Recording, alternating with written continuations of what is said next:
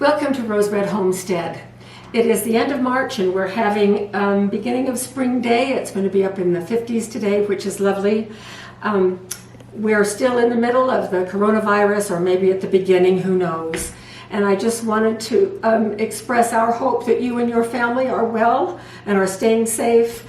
Jim and I are both well, and we are taking this very, very seriously, even though in our geographical area the virus is not very active yet, and we hope that it misses us. We can always hope. But in the meantime, we're staying busy. We're both at home. Our university closed down a week ago, probably 10 days ago, for the most part. Those of us in the administration were sent home to work remotely. Instructors were sent home to do their classes online. So both Jim and I are working at home. We were able to get a windfall, and one of the things that keeps me afloat in stressful times like this is if I can keep my life as normal as possible. So we, as our institution closed down, dining services had a lot of food that would spoil, and so they offered it to the staff and faculty at a really good price, and we were able to get 50 pounds of russet potatoes. They're about this size, and I have never pressure canned potatoes before, but I thought this is a great thing for me to learn. So I read about it, did some research, we did a practice batch, and so we are going to demonstrate today how to can potatoes, and we'll get to that in just a moment.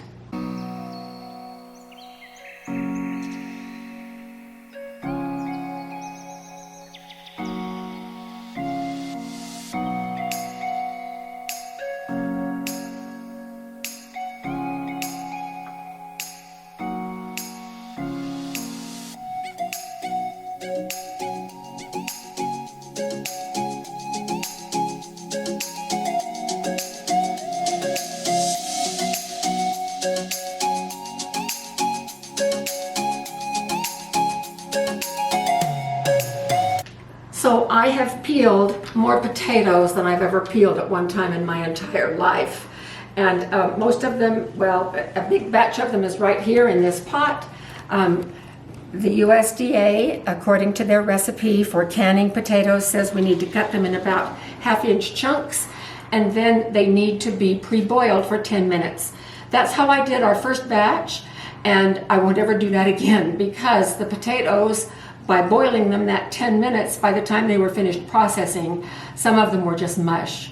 So I learned I am going to preheat them. I'm just going to bring these to a boil. And once it comes to a boil, then I'm done. I'll take it off the stove and bring them back, and we'll put them in the jars. But I wanted to show you, here's this. I hope this is the last potato. I have 4 right here on standby, just in case I don't quite have enough. But we'll see once we start loading the jars. So I just take this potato and cut it in thirds this way, and then cut it once down the middle, and then just cut it in about half-inch chunks. So that's all there is to it. And then these are dropped in the water, and I'm now ready for these to go on the stove. So I'm going to take these over and put them up on the stove top, and we will just bring these to a boil, and then we'll be back to put them in the jars. So I'll see you in just a moment. Okay, we're back, and the potatoes have just barely come to a boil, so I'm going to remove them to the sink right now. Oh, they're heavy.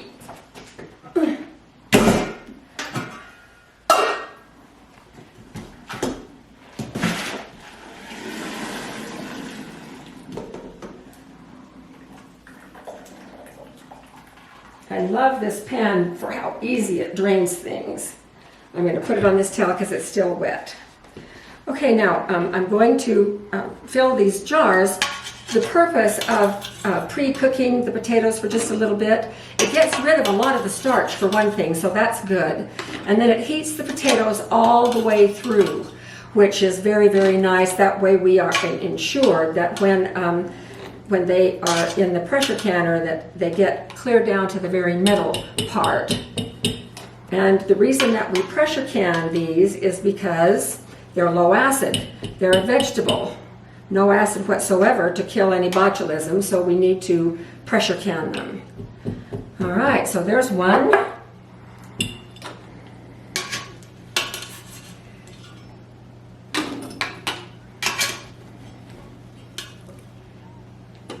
Whoop.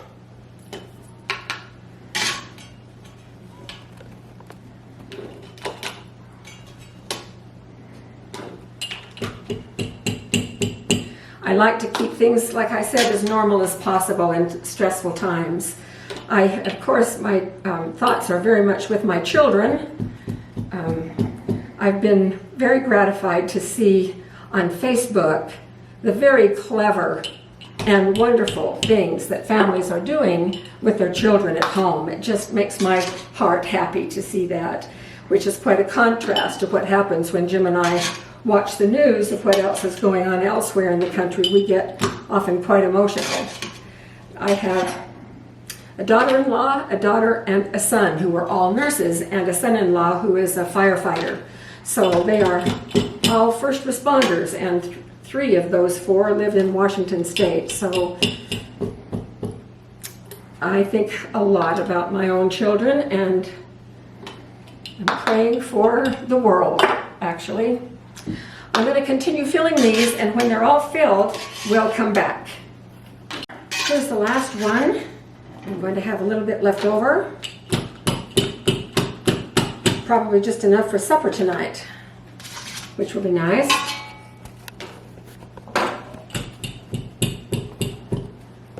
So here's what I had left over. Not much at all. So I'm going to set that out of the way.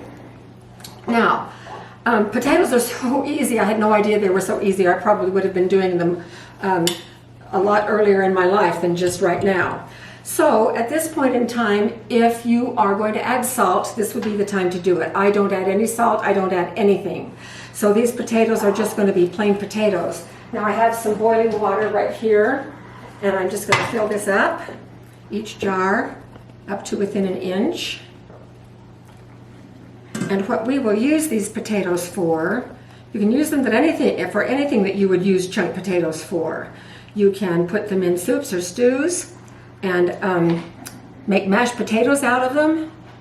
That's what I will do with those jars that we have out in the pantry from my trial run that were a little overcooked when I did the pre-cook part.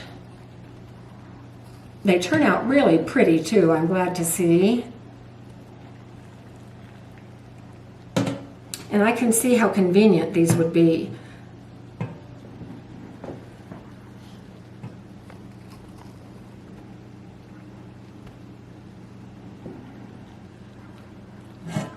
And the last one.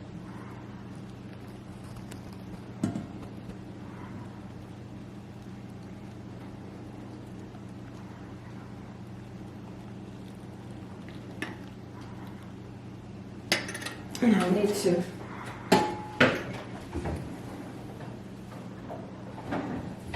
finish filling that one just a little bit. Let the water get hot. So while the water is getting hot, I'm going to release the air from any pockets down below. Ow, hot, hot. Temp them one more time.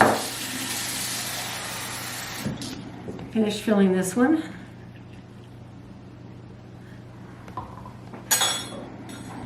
Those are hot.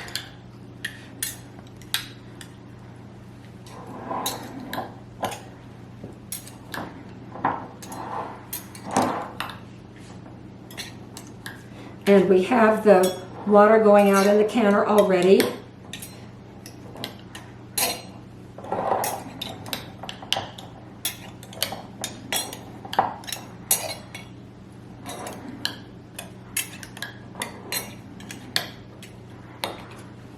Okay, and then these are previously washed, lids and rings, ready to go. Oh, I need to wipe off the rims. I can't forget that.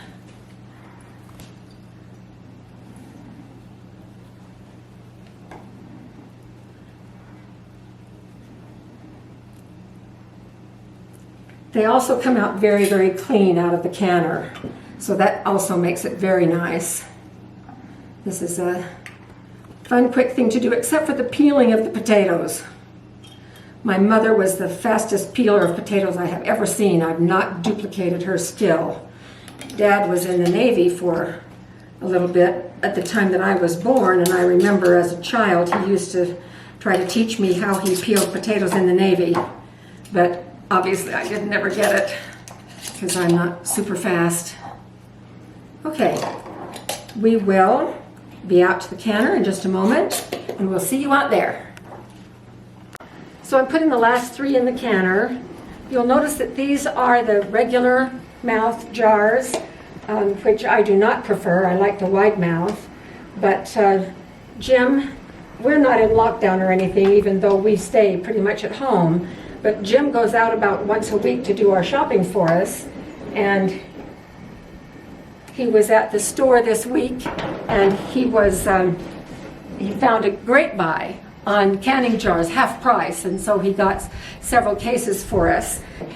They were all the regular mouth jars, and I'll take them at that price. So I use regular mouth for things that will come out of the jars very easily. Okay, I'm sealing this up, and we're now going to let this come to a good steam, and we'll let this vent steam for 10 minutes, and then we'll put the weight on. And then potatoes only have to process for 40 minutes. So that's a lot better than things like beef stew. I've done a couple of batches of beef stew recently, and they're 90 minutes. But potatoes, just by themselves, nothing else, only 40 minutes. So we will be back when these are ready to take out of the canner after they've processed and cooled down. So we'll see you then. Well, it's been an hour and a half. It's a little bit chilly out here. So you may wonder what all of this contraption is with the quilts and the beach towels here. And that is when Jim made the windbreak for us, a year and a half ago or so, and it worked just great, except when the wind comes from a specific direction. And then we need to kind of close up all of the open areas so that actually it doesn't blow the flame out. And so that's where we are today with our spring wind that is here. But we're ready now to just go ahead and take this off. Completely cooled. I'm going to open this away from my face, of course. Very steamy. And here we are. Beautiful potatoes. They really look pretty. So I'm going to set them right over here. Now, these have processed 40 minutes at 13 pounds pressure, between 13 and 15, because we are at 5,000 feet. So be sure, if you're going to do potatoes or anything with your pressure canner, that you double check the USDA processing charts to know how much time and how much pressure you need to process your food. So this will be a nice addition to our pantry shelves.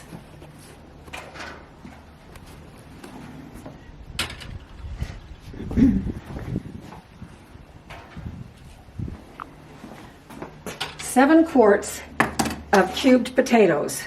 So we'll be very happy to have these on our shelf. This afternoon we just found out that our governor has issued a stay-at-home, stay-safe directive. So it looks like we're going to be figuring out what to do with these videos with things that we already have. And I just have several ideas that we can go forward because we want to keep these videos going.